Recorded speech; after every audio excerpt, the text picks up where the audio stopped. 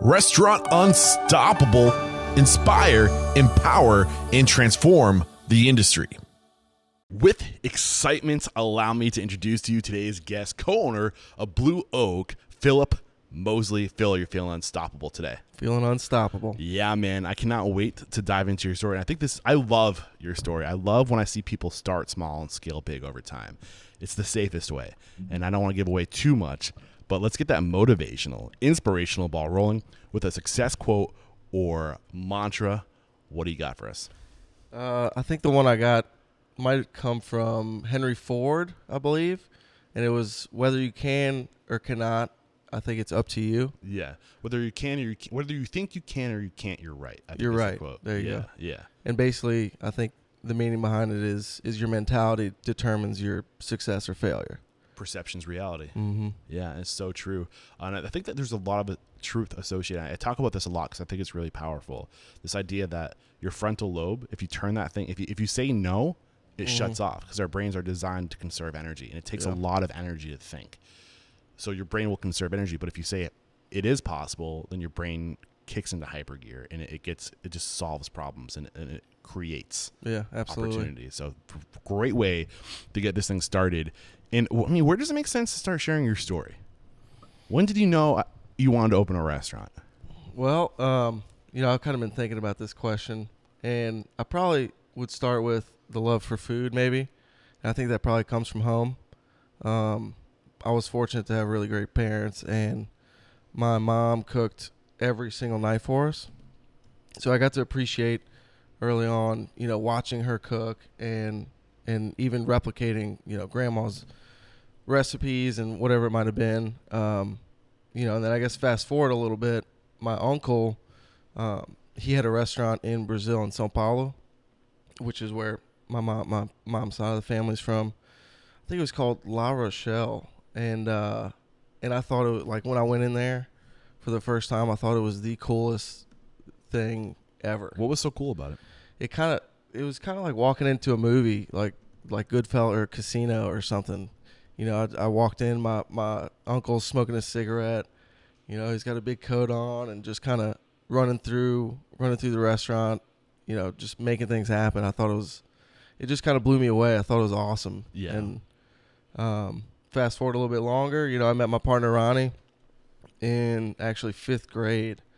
And for some reason, we got to high school, we kind of always talked about opening a restaurant. And oddly enough, we always sort of mentioned the idea of a barbecue restaurant. It was either that or a bar, I think. What were those conversations like? What sparked these conversations of let's open a restaurant? Were you guys both home cooks? No, not at all.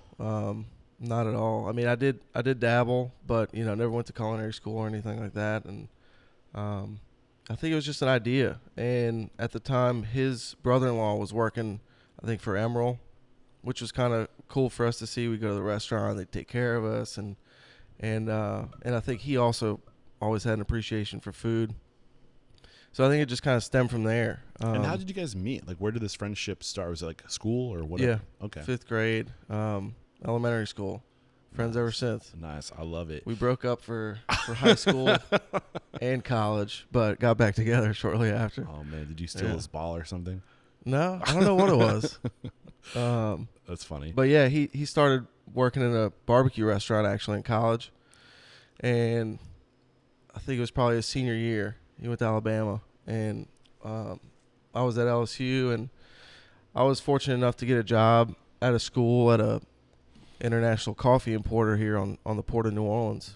This is when after you graduated, or when you're in school, or was it during college or after college? After. Okay. Did you work in restaurants before this? Briefly, summers I worked at. I was a busboy at Joey K's. Okay. On Magazine here in New Orleans. Did that inspire? Was there? I mean, what is Joey K's? It's a family-owned restaurant. Been here a long time. Kind of Cajun Creole, like very New Orleans style food. Yeah. Was this just a job for you at this point, or was it more? Yeah, pretty much. But it taught me. It kind of showed me a lot of the behind the scenes that I never knew about. Did you still want to open a restaurant after getting a real taste? Honestly, I don't even know if I really thought about it at that point. Okay. It looked like a lot of work. Yeah. And everybody was hustling and but it kind of gave me a little perspective on what it takes to run a restaurant, because I was friendly with the family that owned it. Yeah. But I don't think at that moment I was thinking about it too much. Were there any like clues that was there, reflecting back at it? Did you enjoy it? Were you having fun? Yeah, I had a blast. Okay. What did you like about I it? used to mess around. I was always cutting up, distracting people, which is probably not the best thing for that environment. But yeah, I had a blast. It was always meeting new people, different people, from all kinds of walks of life. It was always a fun and never a dull moment type of environment, which I think just kind of sort of sucked me in. So you go to the Louisiana State University, LSU. What were you focusing on? What was your major? Started out at international business, which was kind of why I got that internship with that coffee company. Okay. Switched to poli-sci somewhere along the middle, and thought I was going to be an attorney, go to law school. Wasn't thinking clearly. I could have never lasted. And then luckily I got that job out of school with the same coffee company and kind of stuck around for about a year. So I am kind of curious. So what is the difference between business versus international business? What are the things that you're learning in international business that you don't learn? I don't know. I didn't learn a whole lot. I love the honesty. How much was your college degree? But I have thoughts on college. I just don't know if it's worth it anymore. Honestly, it's so expensive. But I hear you. Yeah. Sorry to ask you personal questions. No, it's all good. But yeah, I mean, I got that job out of school, and now at that same moment, Ronnie was working at a barbecue joint in Alabama. Kept calling me all the time, like, "Hey man, this could be our chance. Like, let's come here, learn, learn the ropes, and maybe we can open our own." Finally, after about a year of bugging me, I kind of sat back and realized, I wasn't too happy with the other job. It was sitting down in a cubicle type scenario, 9 to 5. And I was always more of like an outgoing, I liked action, I liked moving and yeah. What did your parents think of this decision? That was a big elephant in the room for a while. Yeah. Because I assumed that they were going to think I was an idiot. I was fortunate to get a job out of school, and it was a great one. Did your parents pay for your education, or did you pay for it? They did, yeah. Okay. I was super lucky to have great parents, and not to get too ahead of ourselves, but in the beginning, and which is probably a huge reason why we're successful, is because they allowed me to stay home for so many years. Saving money up for the restaurant. I mean, it's not too. I mean, I'm sure that'll be a part of the story, but I mean, I think this is something that's really important. I think pride can get in our way, and when you're opening a restaurant, you do whatever you can to eliminate your liabilities. So I'm talking things like rent. If you have the support system around you, swallow your pride. Yeah. Huge. I mean, swallow your pride and do what you got to do to minimize your liabilities. Yeah. I don't think there's any way we could have survived. I mean, we did some of the math a while back, and I think for a few years we were averaging like $2.15 an hour, something like that. That's crazy. So we were super lucky to be able to live. He and Ronnie stayed with his parents as well, but just that ability to save up was crucial for where we are today. So let's go back. We did get a little ahead of ourselves. So you were doing the coffee thing. Ronnie was working in a barbecue joint. Was Ronnie the one that was kind of pushing to make this happen? Mm-hmm. Yeah. So what was it about you that he wanted you to be his partner? I don't know. Probably just because we were best friends. Yeah. What is it about your friendship that works? I think a lot of it is that we both have the same goals in mind, or at least end goal. And at times, just like any relationship, we might have like arguments or you don't agree on something, or the color of a t-shirt or whatever it might be, or a recipe. But the biggest thing I think that helped us was having that end goal in sight, even though there might have been different ways to get there. Yeah. And I picked up on this from the very beginning. Same vision. from the time you were 11 years old. You're dreaming together, and there's something to be said about dreaming together, visioning together our vision. And I think that's a really important thing. They talk about this in business. You need to have a vision, and when you create a vision with somebody, I feel like it just cuts deeper. Yeah. You know, it's like cemented, because we have been talking about this for a long time. And you see partnerships when the people come together later in life, and they just kind of meet and they bump up against each other and like, oh, let's open a restaurant. And people have different visions. Yeah. Right. I want to do this. Well, I want to do this. Right. So talk about that vision and how often it came up. And then when this idea of opening a restaurant really started to like become real, like what was the conversation around vision and goals? Get into those goals and vision. Yeah. I mean, I think at the beginning it was always to have a brick and mortar, which when we started, he was working at a Moe's Original Barbecue, and which is where we both kind of cut our teeth, was there. And then, you know, having that end goal in sight, we had to start somewhere. So once we started doing our own thing, we came back home to New Orleans and we're like, all right, should we do a food truck or a trailer, or, you know, what are we going to do? We started doing little pop-ups at friends' houses, and then slowly moved into a late night bar. So I think from starting so small, you know, it was easy for us to keep that vision of, all right, we're going to have, like, our dream is to get that brick and mortar, that one building that's going to say Blue Oak BBQ on the side of it. And we were doing, you know, whatever it took to get there every day. So why Blue Oak Barbecue? Why you knew from an early time that's what you wanted to be called? What was the significance there? You know, I get this question. Ronnie and I probably have answered it 100 times, and we've tried to make up some sort of juicy story, but, you know, it was a name that we didn't hate. If people ask me the same question about Restaurant Unstoppable, I'm like, I can't remember. Yeah. I remember the day I decided to, and I called my professor, and I was like, I'm going to call it Restaurant Unstoppable, but I can't remember what it was. It's weird how that happens. Yeah, I think, you know, you start putting keywords together, I guess. So oak, obviously we use oak wood to smoke on the pits. I was wondering, is blue oak a type of tree? It actually is. Okay. But you don't use it? No. Okay. But I think blue just kind of gave it like an abstract feel, and then it just kind of stuck. And honestly, we were trying to open.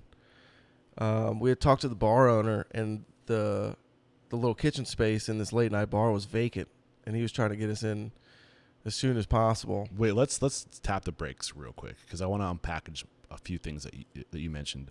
You said you started with friends' houses. And I mean, even the fact that you're identifying this as a pop-up, I think most people wouldn't. They would call that just hanging out with friends and cooking barbecue. But when you have a shift in, again, perception's reality. If you call it a pop-up, I think you start treating it a little different. So start there. Like, what was your strategy? What were you doing? Take us through that process of just like doing pop-ups at friends' houses. Yeah, I mean, I guess the first step was finding a barbecue pit. So we drove to, I think it was Foley, Alabama, spent all our savings on this 250-gallon propane tank style offset pit, and drove it back to New Orleans. And the whole way we're like, all right, well, what are we going to do with this thing? We got to start cooking. You know, somebody's got to eat. How old are you at this time?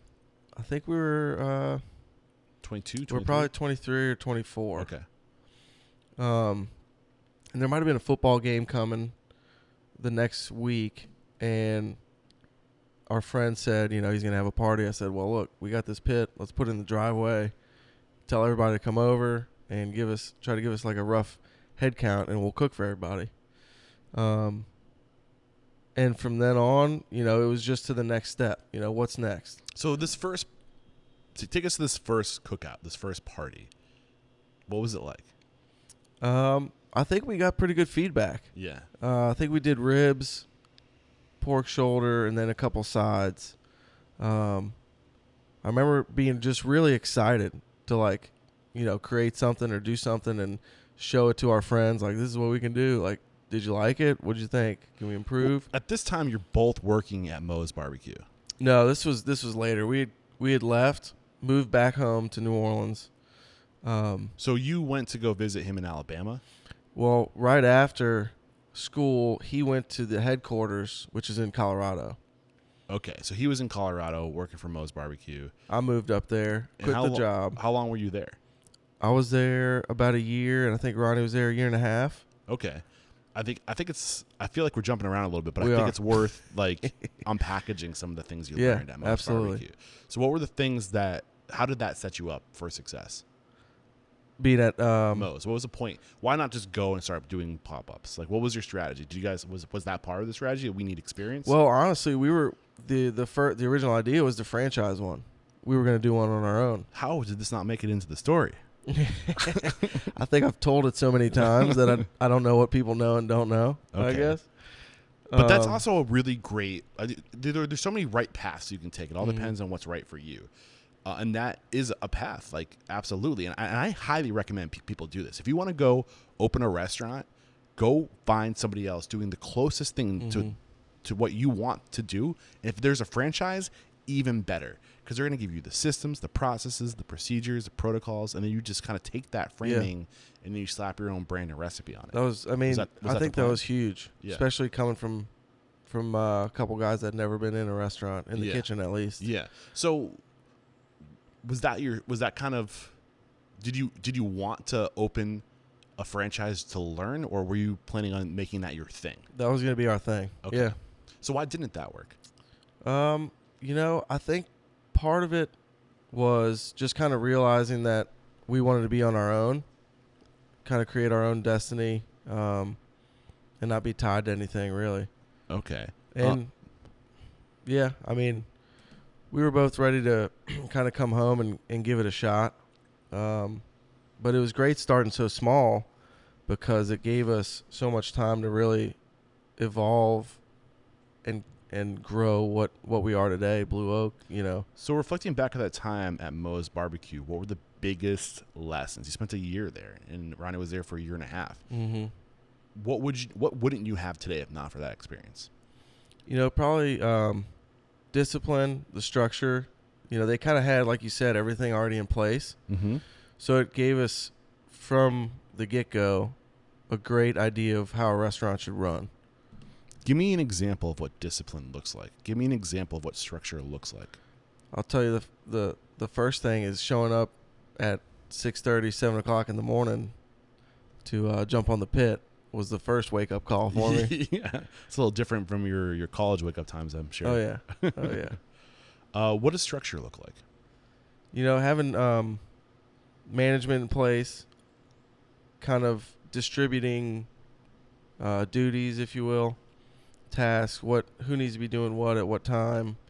There's so many crucial components to running a restaurant that all those little things have to be firing at all cylinders for the whole, the whole ship to sail right. Mm-hmm. When you say management, what do you mean by that? I guess the different tiers of management, front of house, back of house, having a GM, having really that person to hold everybody else accountable. Mm-hmm.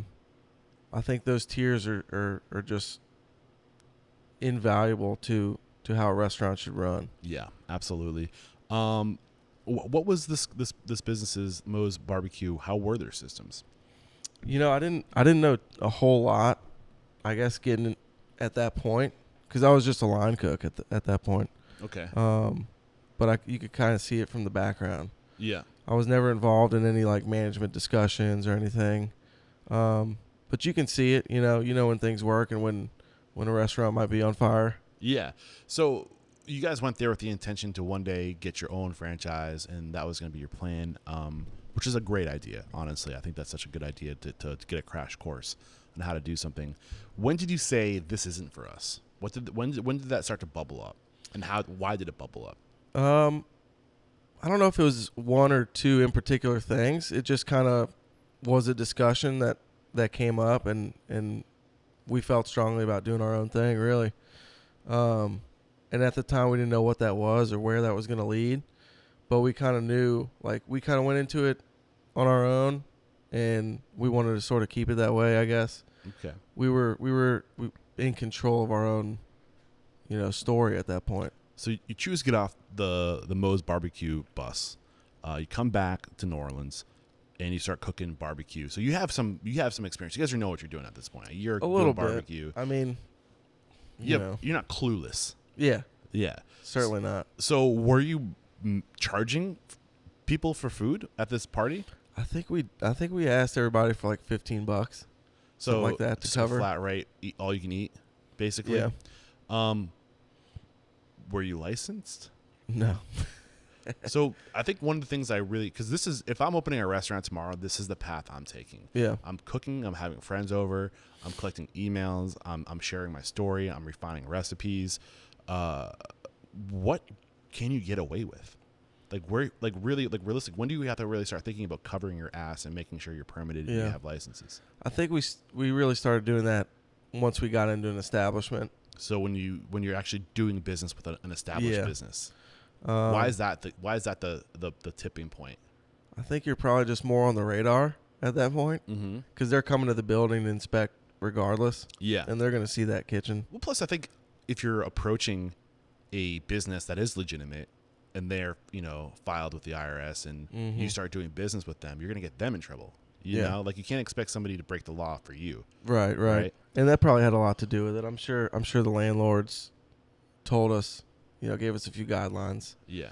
So what was that? So how long were you doing these parties, these pop-ups in backyards? That was actually the only one. We did that one, and then we knew somebody that knew somebody, and they owned a bar in Mid-City called Mid-City Yacht Club. And I think it was their 5-year anniversary, and they went out on a limb and booked Ronnie and I to do this little barbecue thing on the sidewalk.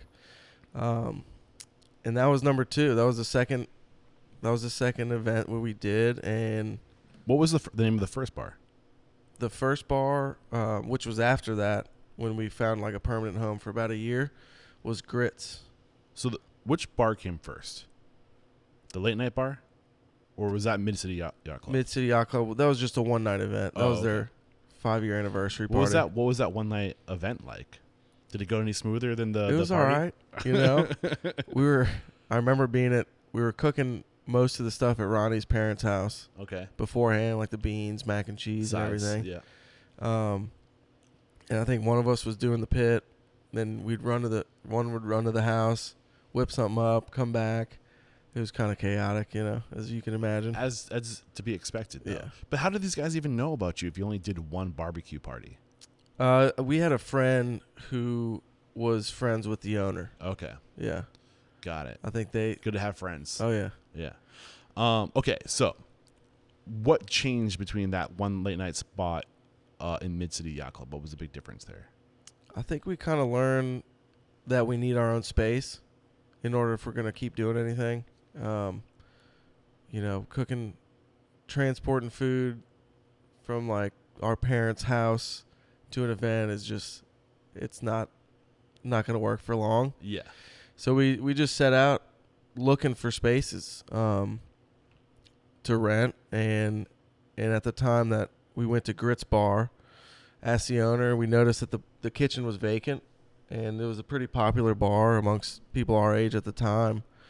So it was kind of a win-win. We can work and see our friends at the same time. And they took the chance on us too, and let us jump in there. And we did, I think it was a percentage-based rent off a sale. So all the sales went through the bar, POS, and we would get the tickets in the back in the kitchen. And we stuck that out. We were there for about a year, maybe a year and a half. So this is actually really good stuff. Like, take us through what these pop-up terms look like, how to negotiate pop-up terms. This is something I really want to start learning. There's a lot of people out there that want to do this. They don't even know the first thing about approaching a restaurant to say, can I do or a bar to say, can I do a pop-up here? And you said it was a percentage-based rent. What do you mean by that? Yeah, I think at the time, and probably goes for most in that position, is you don't have a whole lot of leverage. Yeah. I mean, we're nobody. Yeah. So we were pretty much just so excited to get that chance to go in somewhere and just start cooking and doing our thing that we would have said yes to anything. Yeah, we'll pay you to come in. Like, right. We'll give you $100 to let us feed people. Exactly. So I think it was, I want to say it started at 20%. It might have gone up from there. So what does that mean? So take us through like 20% of what? Like the total profit? Yeah. So basically, everything was going through his POS. So, you know, say somebody ordered a burger. Yeah. Or we sold 100 burgers that night. He was going to cut us a check for 80%. So you'd go into the POS and make items. So you'd be like, what are you guys going to serve? And he would make items and all the things you're going to serve. Mm-hmm. The money would go to the till. And then at the end of the night, you got 20% of just food. So he would take 80%. No, he took the 20. Oh, he took 20. Yeah. Okay. And is that of profit? Like off the top. Off the top. Yep. Okay. What else? Well, I guess from there we were that, and kind of what you were touching on. It was huge for us to start that small. Yeah. Because we were able to really work on our recipes, figure out actually what we want to serve, and get feedback. I mean, one-on-one feedback. And I guess in hindsight, the best thing about it was that everybody was drinking, so they were very honest. Yeah. So if something wasn't any good, we'd hear about it. Yeah. But no, you know, and that's probably another. Were you breaking even? Were you covering your costs? We were making a little bit. $2.15 an hour. Yeah. That's where we were making. But this is the thing. I think you need to go into it early on, not expecting or even trying. Right. Maybe try to make money, but don't expect to make money. Expect to do what you said got done. You got feedback. You hung out with friends. You had fun. Drank a little beer, you know. Got a little dangerous sometimes. Yeah. But the point is, like, that should be why you're doing it. Yeah. To have fun. Absolutely. Because it's your passion. Because it's what you want to do. You don't care about the money. You just want to fucking make barbecue. Yeah. I think from day one, all we were interested in was the success. We wanted to be successful. We wanted to give people a good product was crucial for us. And, you know, I don't think like I said, we would have done anything that if it was 50%, we probably would have said yes. Yeah. Well, so was this your full time? When you're doing these pop-ups, are you doing do you have any other cash flow? Nothing. Wow. So the power of having good parents right there. Yeah. And it was crucial, you know. The hours were pretty rough too. The bar would open, I think, at 4:00. So we would attempt to do like a dinner service, but there was nobody there until later. It was kind of known as a late night bar. Yeah. So the crowd would come in around midnight, and we wouldn't leave till about 5, 6 in the morning. Oh, that's so rough. we did that for about a year and a half. Damn. So when did things start to change? And before we get into when did things start to change, were there any other pop-ups you did at different bars? Were the terms different? It was just this one spot for a year and a half. So what changed? And actually, before you get into what changed, how did you evolve in that year and a half? What were the little things you learned the hard way? Well, besides recipes and stuff like that, the menu, you know, I guess we didn't have all the equipment we needed. And as you start like researching stuff and looking for equipment, you start learning what's actually out there that could be. What did you need that you didn't have? Alto shams, like warming boxes. I remember going to the bank. Ronnie and I were trying to get an oven, and it might have been like $2,500 or $3,000. And you know, we're sitting down in a meeting, like excited, like, oh, we're gonna get this little loan for some equipment, buy a new oven. We're gonna be rocking and rolling. Got denied. You know, they ask for collateral, like how much you have in the bank, and we're looking at each other like, oh, this isn't looking good. So then we found a used equipment store, and you know, put everything we had together at the time. Bought a few things that we needed, some new pans, pots, and the oven, and just kind of went from there. This is great timing. I'm a huge fan of Stephanie Robson. She's a retired faculty member at Cornell University. She just did a 3-part workshop on kitchen design and layout. The last part was on equipment. And you listened to that one? So you know that, what does she say about equipment and when to buy used and when to buy new? Putting you on the spot right here. Yeah, you are putting me on the spot. Was that in number 3? I don't know if I've gotten to 3. Yeah, it was number 3. So she said anything that isn't mechanical, buy used. Right. Pots, pans, Yeah. shelving. That's a good point. Yeah, and I mean, even today, everything is digital, and it just, if you can find good stuff that is more analog, I guess, so to speak, we always go for that. Just it's less stuff to go wrong. Yeah. What do you mean by that? More analog? Basic? Digital, from going like digital, Touchscreen? right, touchscreen stuff to like knobs. Okay. Got you. I actually admittedly did not know what that meant. Yeah. I'm kind of a knucklehead when it comes to technology. The other thing too, like ovens and ranges is the other thing she said, because they're minimally mechanical. Mm-hmm. Yeah. Okay, so you decide to go used. You keep your costs as low as possible. What were the equipment? So take it from there. That wherever you were in that train of thought. Yeah. I think we actually saved up for a second smoker. This kind of is jogging my memory. All right, so the first smoker we bought in Alabama. Yeah. We were smoking meat in the driveway between the bar and the office kind of house. Yeah. And we were doing our first festival. I think it was Po' Boy Fest. And we probably had like 30 pork butts on it, 40 pork butts. And there was so much grease that was coming that it made its way into the burn barrel, into the firebox. And the whole thing just started blazing fire. God. In between the house and the office. Yeah. That's not good. And we hadn't seen it. We hadn't been outside to check the pit in maybe 10 minutes. All of a sudden we heard fire trucks coming. We went outside and it was just black smoke everywhere. And I think that was the turning point. We had to get be a little bit more official with, a little bit. What kind of trouble? We found an old hickory, a smaller pit that could go under the hood. Yeah. So then we're a little bit more legit with code enforcement, I guess. So, I think you bring up a really important thing. Like, sometimes you just don't know until you know. Yeah. Right? And get into that real quick for me just a little bit. Like, what was the repercussion? First, I think the bar owner probably up the percentage at that point. Oh, really? No, I'm kidding. Was there damage done? No damage. But it kind of just it makes you grow up, I guess, as a business owner. Yeah. You're like, oh, you really got to plead follow ignorance some for so rules long, right? Yeah, right. Yeah, so going to City Hall, figuring out what we have to do, getting insurance, all those little steps. You really just got to start figuring it out. So you weren't insured at this point? No. Okay. Were you permitted? Yep, we were permitted. But I don't think they knew what was going on in the So what did back? What did this reveal that forced upon you? Like, how do I say this? Did this event open the eyes of individuals to say these things need to start happening?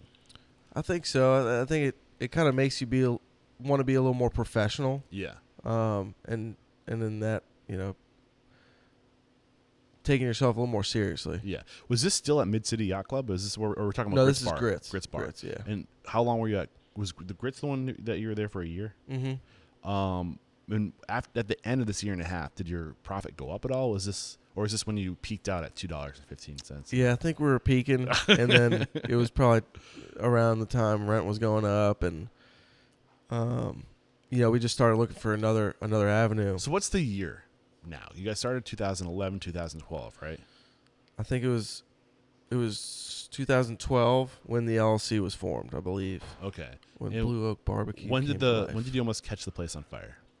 That was probably 2013, maybe the end of 2013. You guys didn't open your first brick and mortar until 2016, right? Correct. So what were the next steps between 2013 and 16? Well, fortunately, we had a great friend of ours who her mom was a part owner of a music club. Okay. And that kitchen became available. So, again, just lucky knowing people who know people. The guy there took a big chance on us as well. And a huge thing from him was that he let us go in there. I think partly maybe because he had a bad experience with the tenant before, if I'm not mistaken. He allowed us to go in there rent free. Wow. Didn't even know us, which was huge. So now you're taking 100% of the profit. Mm-hmm.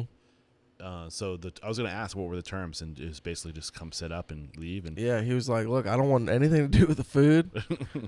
He's managing the bar and the music and the talent and everything else. If you guys check can that box. Yeah, if you guys can handle the food. What are the it's all yours. regulations in New Orleans? Do you need to serve food at bars in order to have a No, bar? No, you don't have to. It's just a draw. Yeah, I think so. Okay. At this point, what was your following? Did you guys have pull? No, not really. Yeah. But that place allowed us to really gain a lot more clientele. Why? Because they already had a built-in clientele. It was a pretty well-known music club, so whether the food was good or not, they were going to be in that building. Mm-hmm. So we were fortunate to have that audience to try to push our food on and get the word. And how long were you here? We were there for, I think, 2.5 years. 2.5 years. So this was the last stop before opening your own place? Yep. What was the evolution like at this location? How did you guys grow? Well, Your hourly rate? it was the first place we, yeah, a little bit, not much. Looking back on it, it was the first place we hired our first employee, which was, I think, a big thing back then. It was just me and him every single night, all night. Me and Ronnie, that is, and we kind of realized we're going to need help. The business was growing a little bit. We were getting busier and busier every night, and we couldn't really handle it.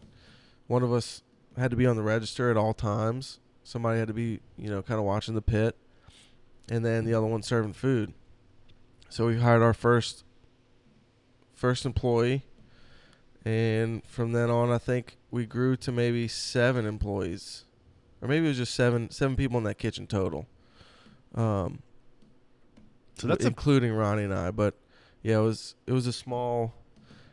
I think it was about 6 feet by like 12 feet. It was tiny. That's a big evolution for restaurant owners, going from partners or solo to employing people.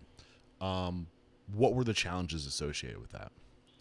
Yeah, I guess kind of like what we were saying before is just trying to figure out what we actually need to do it correctly in terms of like payroll and taxes and all those little things you don't really think about because all you want to do is cook food. Yeah. So what did you learn? Give us a lesson on what you need to do. I mean, I know this kind of goes state by state, city by city sometimes as far as like. I think the biggest thing was reaching out to other people and understanding that we don't know everything and we probably never will. Which is kind of around the same time I think the mentorship part of Blue Oak really stepped in. We started calling people, the industry is so warm for the most part, that there were so many people willing to answer our phone calls and just let us pick their brains for hours on end, probably throughout the course of maybe a couple months. Who were your key mentors that you called, that you reached out to? There were plenty. There's one maybe sitting in this room, Neil. He's not. I don't think he's here right now. But Neil who? Neil Bodenheimer. Great guy. Who's Neil? He owns Cure in New Orleans. Also Val's. He's been around for I don't know. I think Cure's been here since maybe 2006. 6 ish. Yeah, I think. Hold on, I have notes because a little spoiler alert. Yeah, we're talking to Neil next. I think they opened in 2000. I think it was right after Katrina. 2009. 9. Okay. Yep, 2009. So how did you know Neil? I think Ronnie had reached out, maybe social media. Wow. Yeah, it can I be was a assuming powerful they would have thing. been like a friend of a friend, but this is a testament to successful people. They help others. They and that's what makes them successful, is because what goes around comes around. Yeah. Yeah. I think one of the biggest things is being able to understand that other people know more than you. Yeah. And that your success can come by asking, like reaching out, Mm-hmm. What were the key things he taught you? I mean, you went there specifically to him to learn more about how to do things right. Yeah, I think that was probably the majority of our calls, and I think Ronnie spoke to him more often, was just like, hey, I got this situation, what should I do? Or you know, we have to deal with these taxes, like, do you have a tax guy? Stuff like that was just everything we were learning in the beginning was coming at us so quickly that we really needed somebody to bounce ideas or just really gain more knowledge. You know, absorb everything we could absorb was crucial in the beginning. What were the biggest things that he told you, taught you, that like had the biggest impact on your success? Probably, to be honest, just answering the phone call, I think, said a lot. It really, you know, there's so much respect for a guy like that to give his time to pretty much nobodies. So you're saying a guy like that? What do you mean? What makes him a guy like that? Just a real swell, upstanding individual. Well, I mean, he's not just like any run-of-the-mill restaurant owner. You know, at this point, the year's 2015, 2014. I would say somebody of his caliber. I mean, he's a pro. I mean, I did a little research on Neil before coming here because I'm talking to him today. So he got to start in the restaurant industry in New York City, Atlantic Grill, and then he worked for Union Square Hospitality with Danny Meyer. So like he came from good lineage. Oh yeah, you know? Like I said, he's a pro, and he's a James Beard Award winner himself for his bar program here in New Orleans. So this is a top caliber, top tier individual who probably gets a lot of people reaching out to him. You know, like, so the fact that he's making time for you and doing this says a lot. Yeah, I think that was the main thing. The main takeaway was just that he answered the phone and was willing to talk, you know. Yeah. Was huge, and I don't know about anything specific, you know, it was so long ago, but that pretty much said enough to us, was how to... He taught you how to be. Yeah. He gave you those values, you know. Right. Like what goes around comes around. You're going to remember that. You're going to pay that forward. Yeah. Absolutely. You're doing it right now. Yeah. You know? Okay, so anything we have not spoke about during your evolution, during the years of the pop-ups, learning the hard way, things that are just worth sharing before we talk about you looking for your first brick and mortar? You know, kind of touching on how we just left it with talking about Neil, is just to kind of stay humble and understand that there's so much to learn when starting a business or a restaurant in particular, that you know, a lot of times you feel like your back's in the corner against the wall, and you always got to be moving forward. You always got to adapt, whether you're making $2 an hour. If you have that end goal in sight, just keep pushing forward. You know, because there are obviously the ups and downs. We probably don't have enough time for it. But I'm trying to be better about echoing Restaurant Unstoppable core values. Our second core value is we are students. And the reason for that is because of exactly what you're saying. If you think you know it all, game over. Right. You never know it all. You're always learning, and it humbles. You have to stay humble. You have to learn. You have to learn. Yeah, and I think that's probably something Ronnie and I have always been on the same page about, is that in every aspect we can always improve, which is something we do probably every day. You know, and you got to ask that question, how can we get better in every aspect? You know, whether it's like, how can I be a better boss or a better leader, or put my management team in a position that they can succeed, or how can this recipe get better?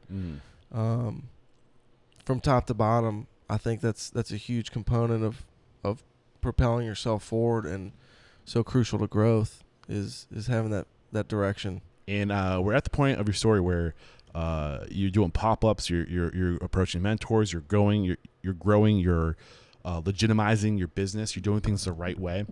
When did the story of, okay, I think we're ready to now have our own pop-up, when did that start to bubble up and emerge?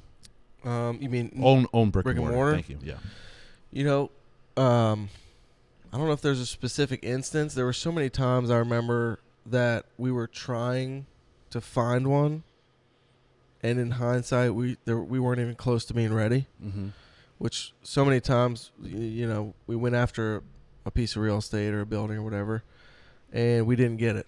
So this wasn't 2016. Wasn't like the first time we were like, oh, we're just gonna go now. This was like a bunch of times of trying and failing, or not failing, but not getting what you wanted. Yeah, I think once we got to the music venue, Chikiwawa, we started kind of thinking a little bit more on the brick and mortar, and thinking to ourselves we were ready when we were not.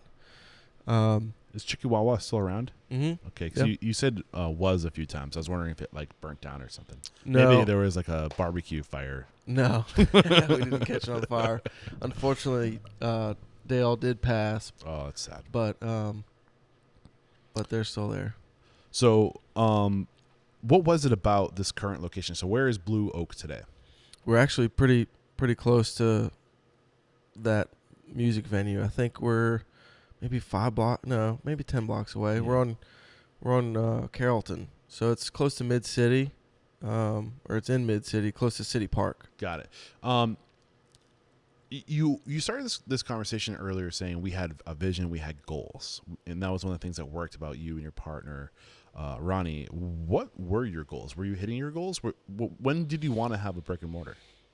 I think the main goals were just dialing in our recipes and everything we were doing, and that brick and mortar was just the end goal, and like I was kind of touching on before was.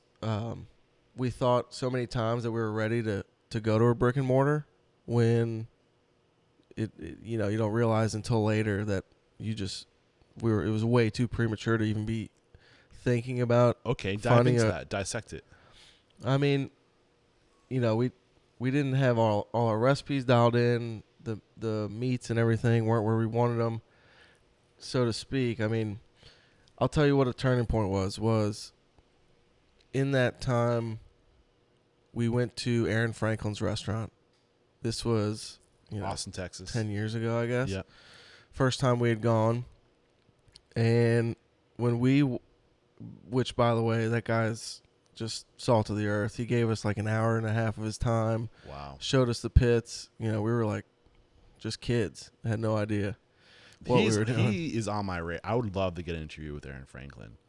He's high up there, but sorry, keep going. Super sweet guy. But yeah, it wasn't until we left that restaurant and on the drive home from Austin that we were like, we don't know anything about barbecue. What was he doing that just kind of humbled you? What were the things that he enlightened you with? I mean, the food he was putting out was on such another level that we were blown away. We didn't know that. Give me an example of another level. His brisket, for what he's most known for, we had never even thought that brisket could be that good. What was so good about it? I mean, the brisket in itself is a hard piece of meat to cook. Why? And to keep it consistent, well, you kind of got two pieces of meat coming together, or two muscles, and it takes a long time. It's a frustrating piece because I'd say the majority of them are so different that it's challenging. The cut of meat itself isn't consistent. Well, for us, when we were getting just stuff we were buying at Costco or Sam's or wherever, we weren't getting consistent, pieces to where the fat content was the same. Coming from the same weight wasn't the same. Yeah. So with barbecue, it's time and temperature. So Yeah. if you have a piece of meat that's bigger or smaller, if you cook it the same amount of time and say it's a little bit smaller, it's going to come out drier. Yeah, there's no or less fat will come out drier in barbecue. I mean, yeah. There's no textbook to show you how to cook a brisket. So he just kind of gave you a whole new standard, an aiming point of what's possible. Yeah, I mean, he was making his own sausage, which we thought. We came back and we started making our own sausage. Yeah. But that's really was the eye opener that we had to step it up and really keep improving. And that was the gold standard. We were shooting to be as good or better than him. Yeah. Which I think so many people in the country do. Yeah. But just pardon my language, the fucking balls on the two of you to approach these people. I think was it a level of ignorance too, of just not realizing how successful these people were? And I think, but ignorance is bliss. Yeah. Because if you had known, you might have been a little gun shy. You might have not been like, you might have been too nervous to approach that person. Yeah. I think there was probably a mixture of ignorance and just being young and just driven, I think. It was like, we have to meet this guy or we have to talk to him. Did you reach out to him or did you just show up and tell him we own a barbecue place? I think Ronnie probably reached out. You're inspiring me right now. Because I'm afraid to approach Aaron Franklin. You know what I'm saying? He's super nice. And I'm like, this guy did it. Like, there's no way he remembers us, but I'm sure he does. At that moment, yeah, he was incredible. That's awesome, man. So, but this is a lesson in itself right here. What's the worst that can happen? Right. If you approach these people, they blow you off. They don't have time for you. If they say yes, they can open your eyes. They can change your world. They can shift your paradigm. Mm-hmm. Like do it. Yeah. So he helped open your eyes, and see what he helped you realize you weren't ready. Mm-hmm. Yeah, and that's when we came back and we just started grinding again. Getting better every day and trying to improve, which again was a blessing in disguise that a property we were looking at before this trip fell through. But yeah, I mean, there's so many things that happen along the way that you might get upset about or highs and lows, but as long as that drive keeps you going forward, and you're going to realize, I think in hindsight, that things do happen for a reason. Yeah. So you realize you are ready now. You're looking for your brick and mortar. What was it about your current location that spoke to you? Where we are now? Yeah. In Mid-City. Oh man, when we first saw it, it was just it's a huge property. I think it's 9,000 square feet with parking and an outside patio. And at the time, we were basically cooking in a closet, size kitchen. Did it scare you how big it was? No, honestly, not really. Was the rent reasonable? I mean, it was, yeah. Okay. But sometimes just thinking about it now during our conversation, I think you have tunnel vision a lot in the beginning. It doesn't even matter. Like, you don't think about the consequences. Consequences you don't care. Of what? I mean, defaulting on the rent. Yeah. You're right. And that's one of the reasons why I asked if you're scary, because I think this gets people into a lot of trouble. Mm-hmm. They have this vision of what they want, and they just go for it, and they don't think about the reality of how hard it is to maintain a space like that. And if it's just you and one other person, you might get overwhelmed. You might not be able to keep up. You might not ever get to the point where you can put enough butts and seats to cover your liabilities. Yeah, I mean, it's certainly a scary thing, and I think it would come into our minds like a blip randomly. Especially I remember the night before we opened was a scary night. Was kind of reality setting. It was like, holy shit. Where were you as far as your following, as far as the cash flow? I mean, now you're in business for 4 years, right? Mm-hmm. How much did you have 7 employees? How much did things change? Money. You're making more than $2.15 an hour to pay for 7 people. A little bit. The biggest thing was we were able to get a loan. Okay. What shifted that enabled you to get a loan? I think it was a relationship that we had with somebody at the bank. And then having a little bit more pocket change, I think, helped. Well, in that but we were still living at home. Okay. Didn't own a car, things like that. Didn't really have anything in my name. So, do me a favor and get into a little bit more detail of how little you had. I mean, you had and I don't mean to paint you as somebody in despair, because you did have you're so fortunate. You had the family support, and that is huge. Most people don't even have. A lot of people don't even have that. So I'm not saying you didn't have anything, but I want to paint the picture for the listener to give them an example of how lean to get. Yeah, I mean, I think we didn't do anything besides work on the business. Yeah. We worked every day, so there's kind of no time to spend money on anything. Yeah. We didn't go shopping or buy new shoes or anything like that. Everything we were making was just going right back in. Mm-hmm. We need a new piece of equipment so we can feed more people. Yeah. And that was kind of how we ran for so many years, was just reinvesting in the business, putting money in, That was what allowed us to keep growing. Got it. Okay. You open. You're shitting pickles. It's the night before. Mm-hmm. Take it to that point.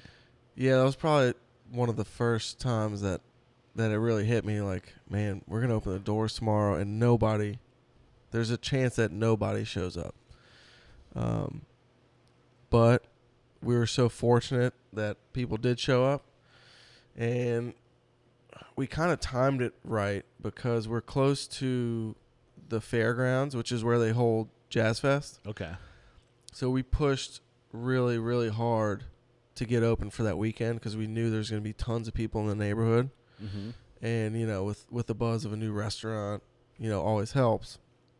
So that was kind of our chance to really get the word out. Did you do anything to help push that buzz and create buzz? Were you reaching out? Were you doing your own publicity, like PR I think work? we were friends with, or friendly with one of the local writers, Ian McNulty, who put us in, I think, the paper at the time. Was he just a friend just from being in the area, knowing somebody you grew up with? Yeah, he's basically the food writer around here. Okay. So it's a good friend to have if you're running a restaurant. And he had gone to see us in Grits.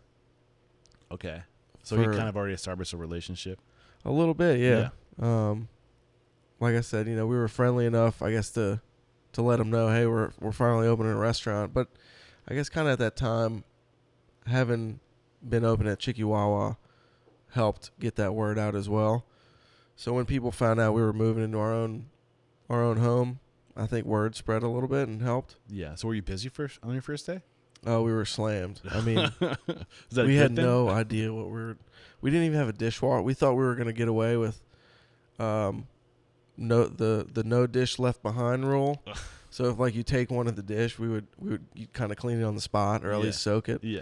So we didn't even have a dishwasher. My wife was working the register, my then girlfriend, now wife, and I think it was her on the register and one other person dropping food to tables.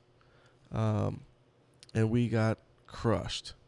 And then, we were fortunate to keep that going for weeks and months and even to this day. Wow. So what things, that was 2016.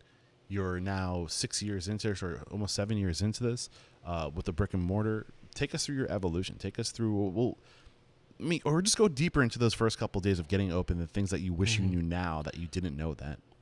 Yeah, it's certainly way more work than you think. And at that time, not having, I guess, anybody to back you, so to speak. Although we did have that loan, we were doing. I remember calling a buddy of mine and buying a case of beer so he would help me paint the outside of the building. Yeah. While Ronnie was like inside scraping the walls of the old walk-in or something. What's the building need to be ready? Not a whole lot. It was a restaurant for a long time. It was just super outdated. It was a Mediterranean restaurant. Okay.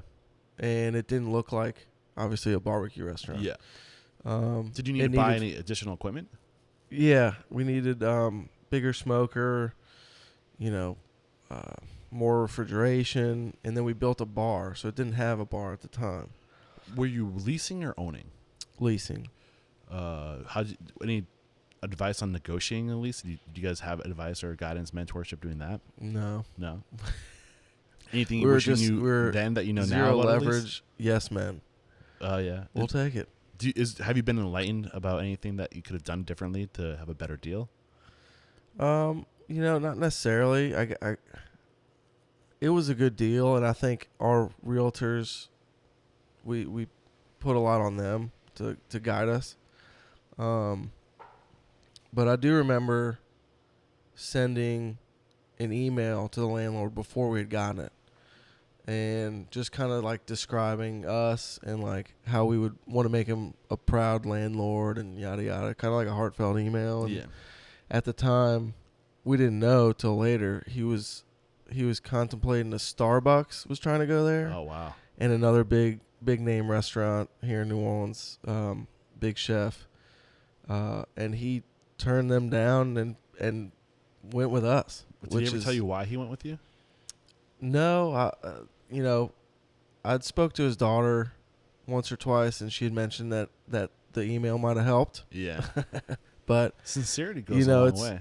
Yeah, and I was kind of shocked. You know, you can't. How do you deny? Starbucks probably has 20-year leases that they guarantee. That's a very safe pony to bet on. Yeah. Yeah, and an established restaurateur is also another safe pony to big bet time. on. Yeah. Much bigger than a couple of random kids. Ragtag barbecue boys. Yeah. Okay, so reflecting back at the time, is there anything building out the restaurant, things that you just didn't know now, things you just weren't or didn't know then that you know now, things you weren't privy to? Yeah, I mean, you know, I guess a lot of it goes back to the just layout. How much money did you spend? I think the loan was around $125,000 or something like that. Did you spend all that in the build out? Pretty much. We had to stay super lean to have operating money, you know, for startup. But yeah, you know, looking back on it, you kind of just build the kitchen and the concept around what you know. And then with the evolution of the restaurant and so many other things around you, you know, you start to realize, oh, we could have done this better. We could have not put this in this wall because it kind of, you know, it's going to be there forever unless you rearrange the entire kitchen. Little things like that. But you know, like I've said before, every day is a new challenge. Like you're always figuring out something new. So whether we put ourselves in a position now, you know, a year, 2 years from now, it could have to change. You know, I think a huge example, if I'm making sense there, is how COVID changed so much, specifically for us, you know, in not only physical layout, the menu, personnel, you know, how we operate. You always got to be willing to adapt. Yeah, I guess is the point I'm trying to make. So let's get into that evolution, that adaptation over time. Now, 6 years into this thing, take us through chronologically the key evolutionary points. You said you're constantly trying to grow. You're always trying to be a better version of yourself today than yesterday. So take us through that. Yeah, I mean, you know, are we you touching on the COVID stuff? What's that? Were you touching on? No, we're not even near COVID yet. We're talking COVID was 2000. Those delivery guys distracted me. Oh, yeah. No, you're fine. So 2000 is when COVID happened. You still have 4 years before that. Mm-hmm. How do you evolve between 2016 2020? I think a lot of it is personnel and then the kitchen side, you know, the equipment and knowing what you need. A lot of times I think we were so hands-on, which leads to a one of my favorite quotes is that you can't be so involved in the business. You have to kind of step back in order to grow the business, which I think is something from the E-Myth, maybe. You probably know. You don't want to work on your business, or you don't want to work in your business. You want to work on your business. Correct. Mikey Saboro from Mikey's Late Night Slice, love that guy. I love the way he puts it. You got to build layers between you and the work. Yeah. So when you first start, you're doing it. You're in it. There is no layer. It's you. And then you put a layer. You hire somebody else, and you put a layer between you and the work. And that layer is an individual.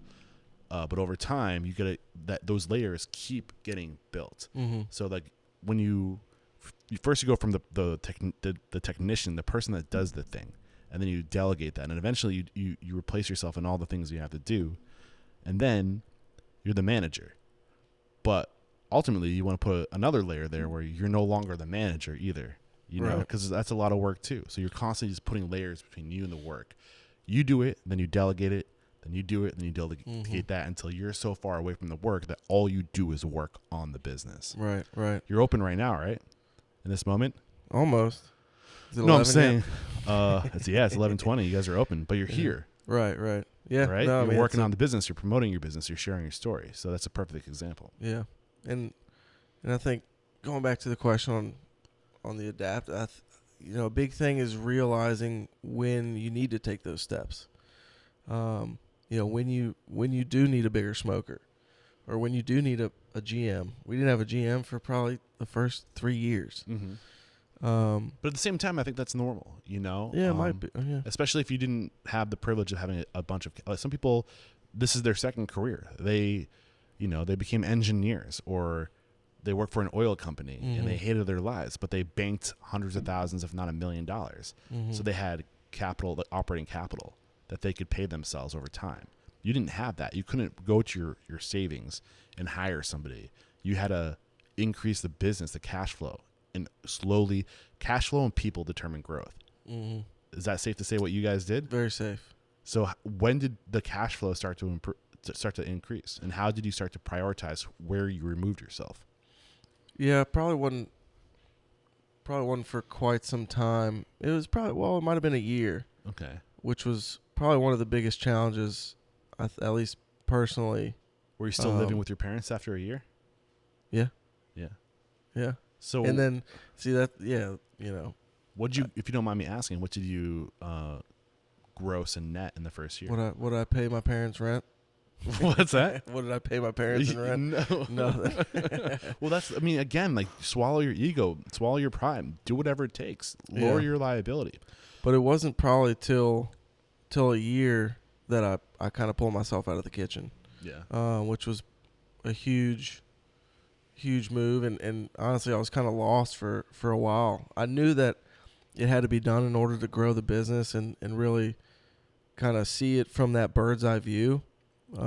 Because at the time, we didn't have a catering manager or director. We were taking catering orders, and Ronnie and I were doing that while we're trying to be on the pit, and we're trying to answer the phone and doing everything all at once.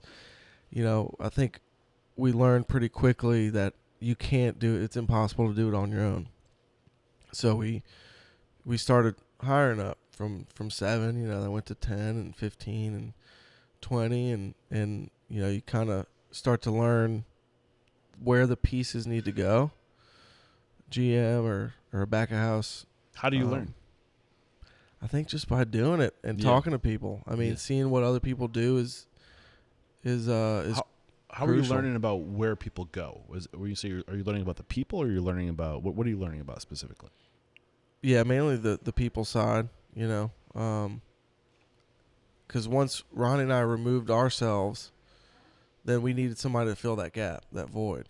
Who's checking on quality constantly. If I'm trying to take a catering order, who's making sure that that cut of brisket is correct or whatever it might be.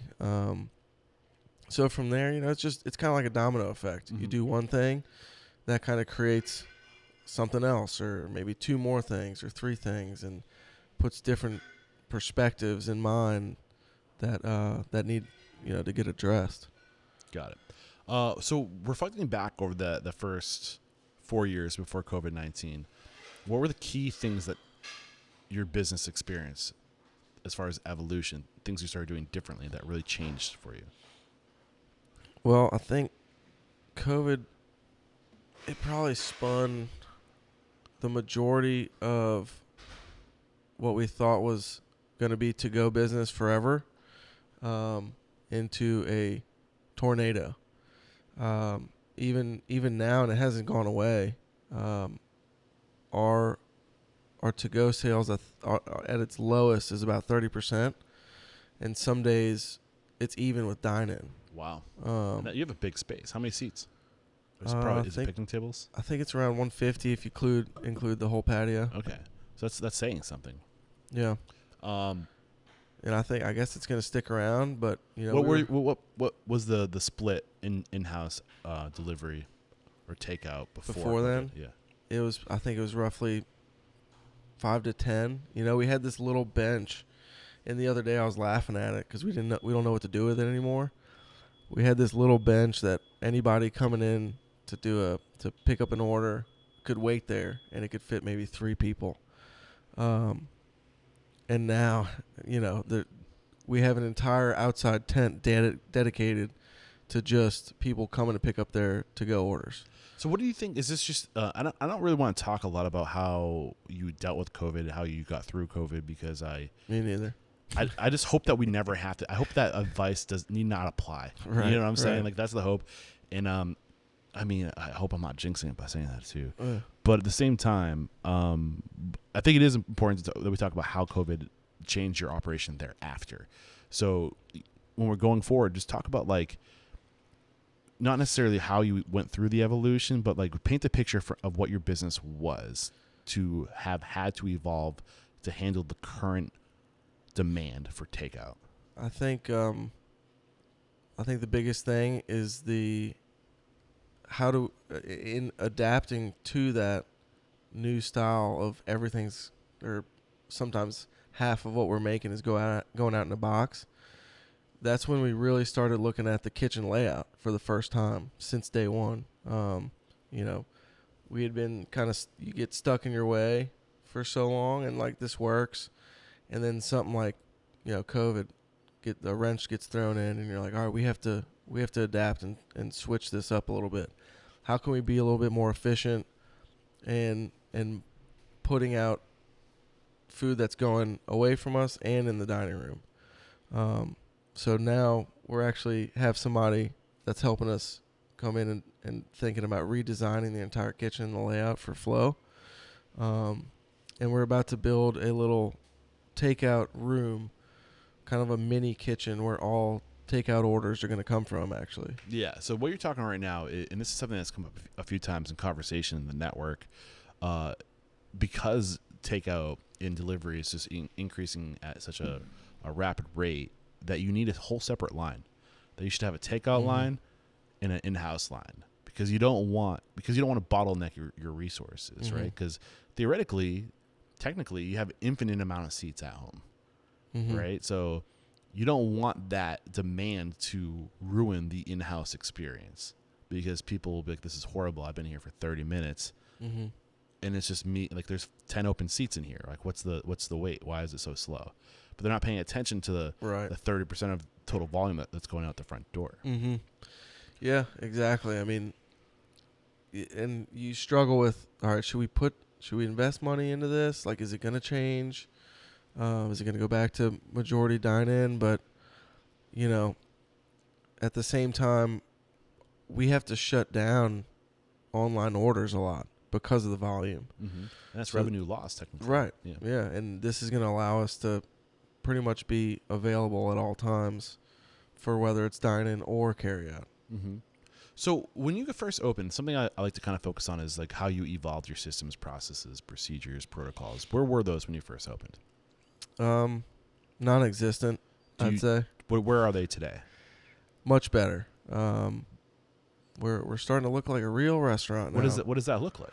What does a real restaurant look like? I think it's going back to the management team is crucial. Having the right people in the right places, delegation, accountability. There's so many moving parts that without it, you're just kind of running ragged. What about chain of command? Yeah, that's a big one.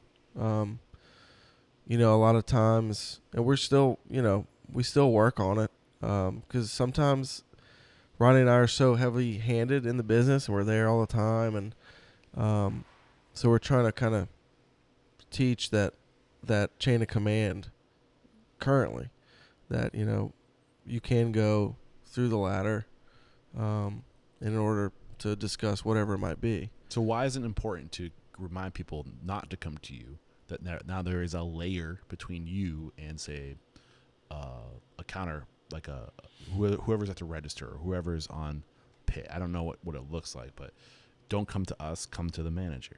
Yeah, I think it's just keeping that structure allows everybody to work a little bit more efficiently, because if it's a certain thing, if it's just like back of house, front of house, you're not going to go to necessarily a back house person to let them know that the toilet might be overflowing. Yeah.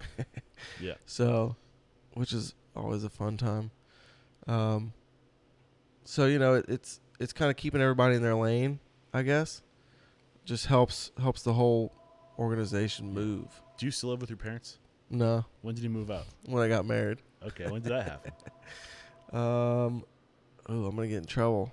2017, Okay, so the year after. I think it was the year after we opened it. So I mean, it's hard to believe COVID was 2 years ago at this point. In March, it's going to be 2 years. It's crazy, right? Mm-hmm. What is your business today versus what it was in 2016? You know, I think more efficient Why? How? because of putting those systems and that structure in place. Get specific. Give me specific things that you can say this is what we do. It's probably our management team, maybe. Okay. You know, we surround ourselves with incredible people, which is just so important for them to kind of buy into the vision and jump on board. And what is the vision? Taking over the world. You're to take over the world. No. You know, just getting better every day, expanding, you know. I'm a new employee right now in this moment. What's your vision? Get me excited. Why should I work for you? We want to open more locations. We want to really tap into catering. Why do I care about how many locations you open? I think what we're trying to do is create more of an organization that you can grow in. Okay, that is kind of, I don't know, I don't want to speak out of turn, but it seems at times rare in the industry, at least maybe. So you're gonna grow. Why do I care about that? What does that mean for me? What's in it for me?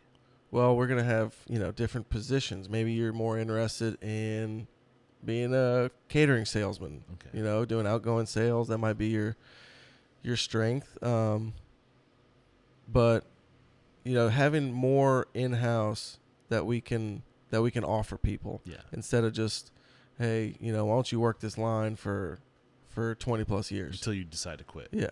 Yeah. So what you're saying, like, in you're going right now, you're talking about Maslow's hierarchy of needs, or just the hierarchy of needs in general. But closer to the peak is personal growth. People, to be happy, need to know that there's opportunity for growth, that they can grow. So you have to show them, tangible framing, tangible lines of growth. You start here, and you can end here. Here makes $15 an hour. Here makes $100,000 a year. Mm-hmm. You know, and these are the things you need to do to get here. And this is where we're going. Do you want to be a part of it? Right. Sign me up for that. I want to work for that company. Mm-hmm. You know, versus you're qualified for this job, you're hired. Yeah. Yeah, I mean, I think at the end of the day, we focus a lot, or we at least try to put a big emphasis on our people and the culture and the environment that we have. We really want to take care of everybody first. And that's kind of just part of it. And the coolest thing is being able to have our management team there now involved in that process to bring us to that next level, you know, because like we've probably touched on a little bit, Ronnie and I don't know everything. We're not, we've never done this before. Yeah. So being able to take these people on the journey with us and help, like, okay, maybe we're going to hire a director of operations, you know, like so-and-so, what does that look like? Mm-hmm. You know, help us brainstorm that on paper so that when maybe we do need that person, we know exactly what we're looking for and what they're going to do. So you bring your people in on the decision making, the visioning of what the future looks like for us, mm-hmm. the brainstorming. So what does that do? How does that improve culture? You know, I think it gives them obviously more opportunity, but of the feeling of being part of something. Yeah. That Ronnie and I aren't just, you know, sitting in the office and we don't really care, like, you know, whatever it might be. But I think that's probably just one of the more important things for us is taking care of our people and having that opportunity for them to grow with us. Yeah. So one of the reasons why I love traveling on site and something that I hope to do more of as Restaurant Unstoppable grows and as I connect with more people, because this is now my third trip to New Orleans. So I can come to the city and I can reach out to past guests and I can reconnect and keep the conversation going. Last night, it was the last 2 nights ago. Dude, yesterday was rough, by the way. So I got to get together with Philip and Ronnie and Peter Wynn, my first guest when I was in town, and we went out to, where were we? Cooter Browns. We had some oysters. We had some drinks. It was a good time, and we experimented a little bit. I was like, I'm gonna throw some mics on the table and let's just talk. The place was so loud. I don't know if anybody will ever be able to hear that conversation, but we just started some open dialogue. And during that conversation, we started talking about open book management. And I'll give Savannah some credit. She's sitting behind me right now.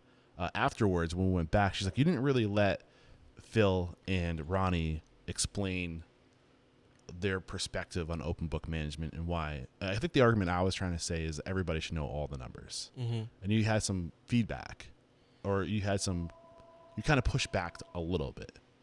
And she was right. I didn't really give you guys a chance to kind of, do you know the part of the conversation I'm talking about? Yeah. I mean, I think we were talking about mainly management maybe, and then you were touching on everyone.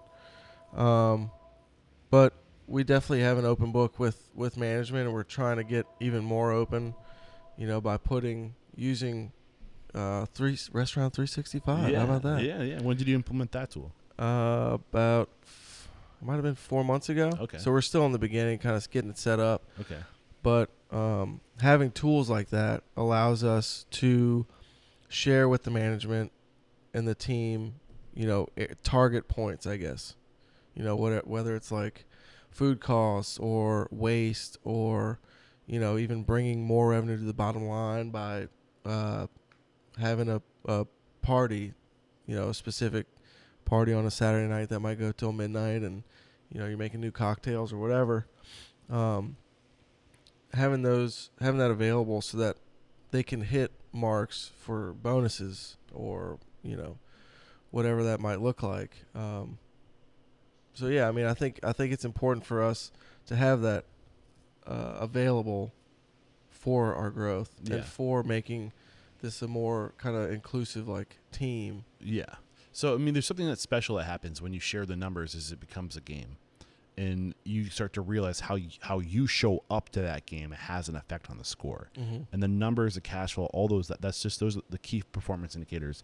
That's a scoreboard. Mm-hmm. And when you explain to people, listen, every one of you can have an impact on the bottom line. Every one of you can have an impact on our total cash flow. And if our cash flow goes up, that means you get to make more money. Mm-hmm. So what is your strategy? What is your plan to implement that? And not to turn it, but we do have an idea. It's not implemented yet, but some of the concepts that we want to open, Ron and I think it'd be incredible to be able to bring them in on the early stages, almost like buying stock. Yeah. And really being a part of it and having a piece of it.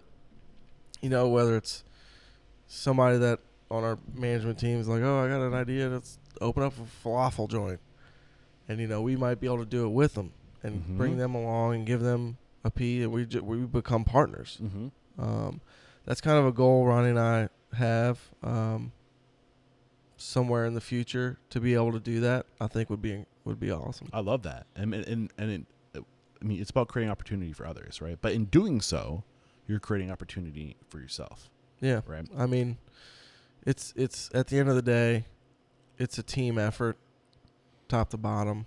Like I said before, you really can't do it alone. And like I've heard on this show, and the famous quote, all ships rise with the tide. Yeah. Is that it? Yeah. Yeah, the team means a lot to us. So awesome. Crazy to think we're already almost an hour and a half into this conversation, right? It goes by real fast. I'm curious. The mission statement is to inspire, empower, and transform the industry. You've already inspired us. I feel empowered. You've given us some great advice. How have you transformed? Who are you today versus the man you were? I mean, you're a boy. Yeah. In 2012, right? I've never had a beard this long. Yeah. I'm going on 6 weeks. First time ever. How have you transformed over the years? Who are you today versus the man you were then? It's a good question. I think a little calmer, maybe. Mm-hmm. I've understood a lot of things aren't in my control. I've learned to delegate and trust other people to follow kind of what my vision is or what I want to be putting out to the public through Blue Oak. You know, a lot of those things, I guess, is just really maturity. And I'm also a dad now. Yeah, that changes things. I bet I can't relate, but yeah, I gotta get on that. Changes a lot, a lot of stuff. So again, on this idea of transformation, one of the things I want Restaurant Unstoppable, I want to evolve to, right? And I think one of the ways I can evolve and serve the industry is to start talking about what's wrong with the industry today, what's broken with the industry today. When you look at our industry and you know, you see like why don't people want to come work for this industry? Why isn't there a draw to this industry anymore? Like, what's broken with our industry, and what do you think needs to change? I mean, it's a good question. I think part of it is probably what's already been somewhat addressed and is continuing to be addressed is sort of misconduct in our industry. Mm-hmm. Was happening for a long time. Give me an example. What Probably, do you mean specifics? I mean, even before I kind of got involved, you know, the old school way of throwing pots and pans at people's heads. Okay. Just kind of not being respectful. Yeah. So, you know, that's obviously part of it, and I think the industry is changing in a different direction. I agree. Towards that. But, you know, maybe some of it is that organizational structure. That path, you know, might not be there, whereas other industries you can kind of see it very tangibly. Mm-hmm. You know, and I don't want to speak out of turn, but if you're an accountant, maybe you start at the bottom, you know, and you're just plugging away numbers, whatever that might look like, and then you can see these are the different levels until you can maybe be the CFO of a company or whatever. There's more structure. You know what you have to achieve to get to where you want to be. And I think from the outside looking in, maybe, I don't know, maybe people just don't think that way about the restaurant industry. Maybe it just hasn't been available for so long. But, you know, we also get a bad rap for being a bunch of misfits and stuff like that, which maybe most of us are, but at the same time, there's some truth to that. That's one of the reasons why I love the industry. Yeah. I mean, there's some of the smartest people I've ever met in restaurants and the hardest working. I mean, creative, you know, there's such a melting pot of people from, I mean, so many different strengths. I think that doesn't get enough limelight. Yeah. One thing I did want to talk to you about, I know you're trying some new things. You're thinking outside the box with your business model. How has your business model evolved? Well, definitely with the to-go stuff. Yeah, that's probably the biggest one on our plate right now, is how do we adapt to fulfill all those orders. We talked about floor plan, flow, 2 lines, separate lines to control flow. What are you leveraging in the digital front? How is your business? What tools have you adopted? What technology are you leveraging on the digital front? Well, luckily, and not to keep bringing up the bad word, COVID, luckily right at the beginning, Toast was able to integrate DoorDash and online ordering. So that was huge for us. For a long time, we were only taking phone-in orders. The ability to have anybody order, go to our website and order food directly because it integrates, was huge. Yeah. How else are you leveraging Toast? They have a ton of features. I mean, they integrate with, we started using their payroll, which obviously integrates, and Restaurant 365. Can pull all the data. I mean, it helps you just get better. Yeah. Aren't you doing some kind of membership deal right now? No, Rue 22 or something. Rule. Oh, we're doing Table 22. Table 22. What is Table 22? That's more of a membership where you can sign up for we're doing a 2 or a 4 person dinner, and you get it once a month.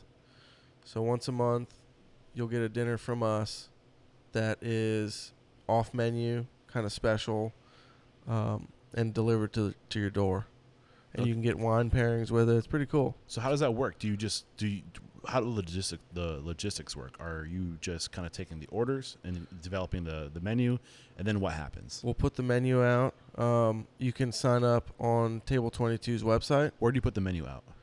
On Table 22. So it's like an or aggregator on our Instagram, So it's an aggregator for membership, like food membership. Right.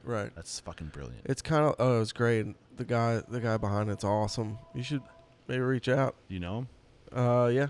All right. He actually showed up to Blue Oak before we started, which I thought was really cool. To actually put a face to the name, So how much additional revenue are you generating from Table 22? Well, we actually did our first month in January. Okay. And I think we started, it's $90 for 2.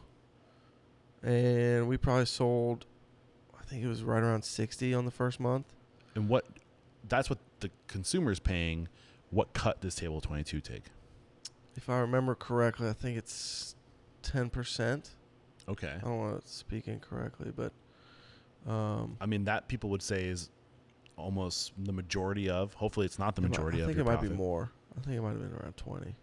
So how are you justifying giving up almost 50% of your total profit? Well, I think it's a customer base we probably wouldn't have hit otherwise. And it's just kind of a great idea where there's great people that are on the platform as well. So just to kind of be in that number with them is in and of itself pretty There's awesome. I hear things like this, and that's nothing against the Table 22 guy, because it's a brilliant idea. But at the same time, it's like, what's stopping us from doing this ourselves?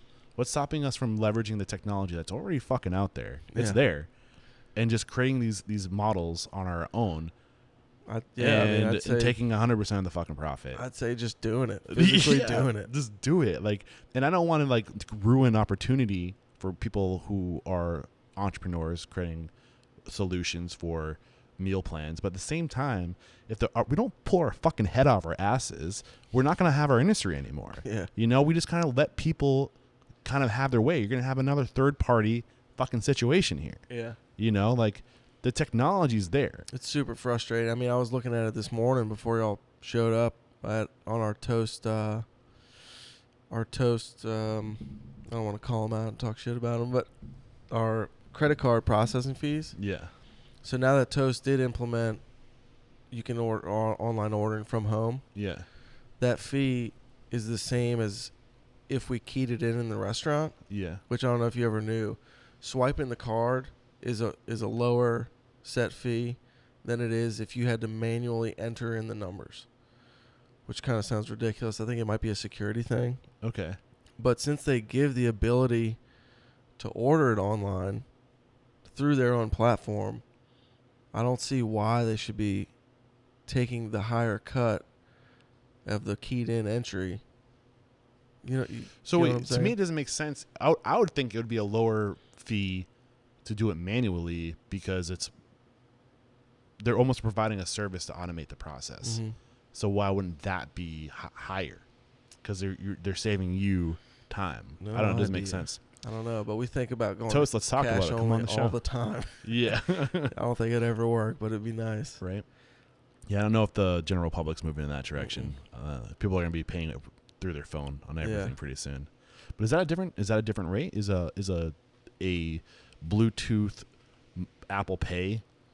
I think it has Credit its card own fee? rate. I don't think we're doing that right now. I think we have the capability, but we haven't implemented it. Okay.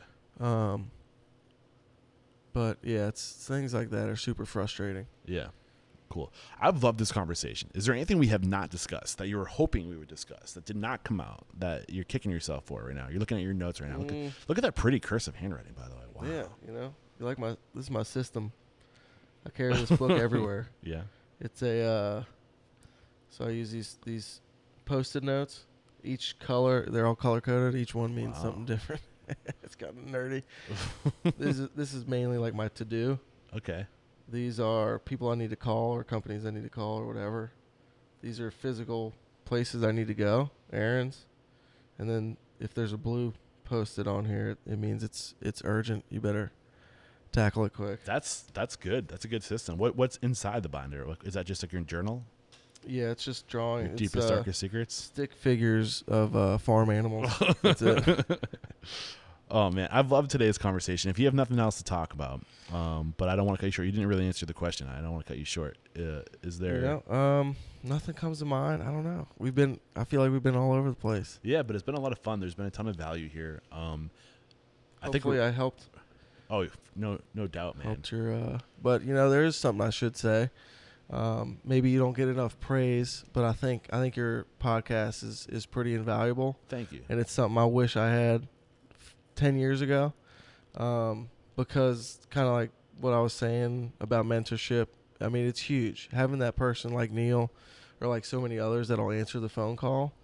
I think the podcast can be looked in the same light. I mean, and for people starting out, you have some heavy hitters on here. I mean, Kevin Bam, Ken McGarry, Neil, all these people that come through here, and you get to listen to them. And as you pick their brain, you're answering or you're asking questions similar to what we would be asking.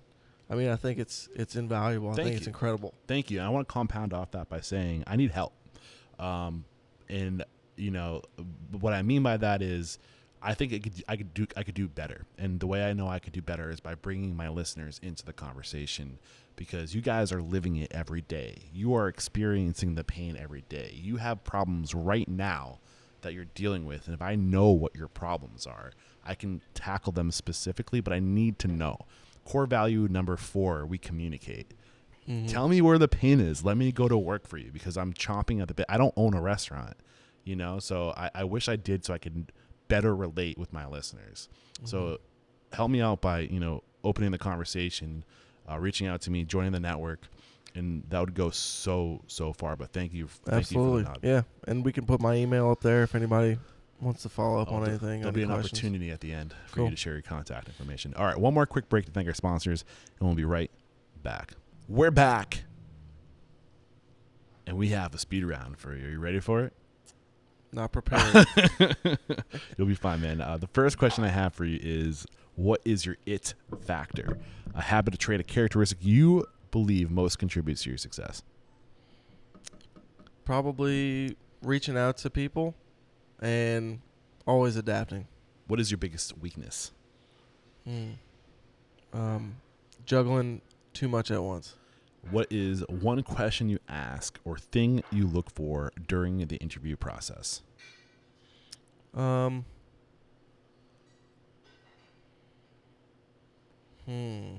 a good one.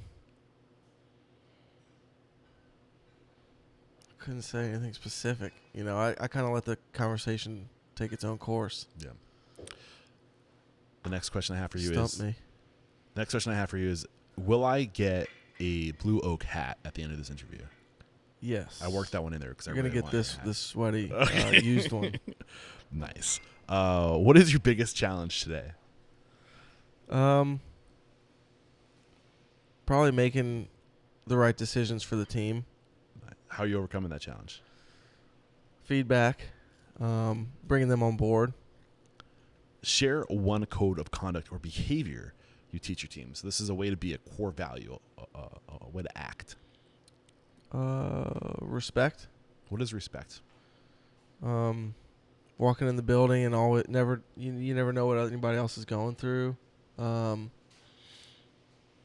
Just always being open to other people's whatever it might be, I guess. Yeah. What is one uncommon standard of service you teach your team? So something that's common within the 4 walls of your restaurant, but not common throughout the industry to go above and beyond for the guest. I think there's maybe the misconception that the customer's always right, but still put a smile on your face. Yeah. Nod yes. Yeah. What is one book that's a must read that makes a better person or restaurant owner? Ooh, I should have known this one was coming. I'll say this: the most recent one I read that gave me a lot of motivation was a book by David Goggins, unrelated to the restaurant industry, because I think you probably get a lot of them that are related. It's called "Can't Hurt Me." What's it about? What's one takeaway from that book? It's pure drive, working through adversity, always pushing forward. Mm-hmm. How do you do that? What's it like? Do they teach you how to do that? Is there like a? It's this guy's story. Okay. He was a Navy SEAL. He's just a really tough dude. Been through a lot. Got it. What is one thing you feel restaurateurs don't do well enough or often enough? Communicate, maybe.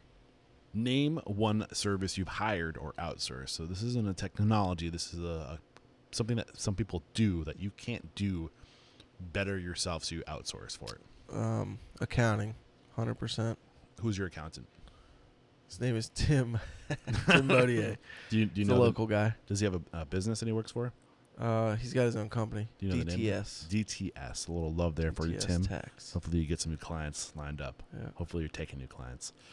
Name one piece of technology you've recently adopted that's had a huge impact on communication, profitability, efficiencies, anything along those lines.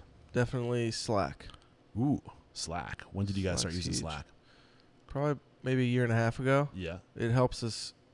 Obviously, anybody can be on it, and we can create so many different channels: front of house, back of house, end of night logs. The pit. So everybody's just on the same page at all times. How often do you use it?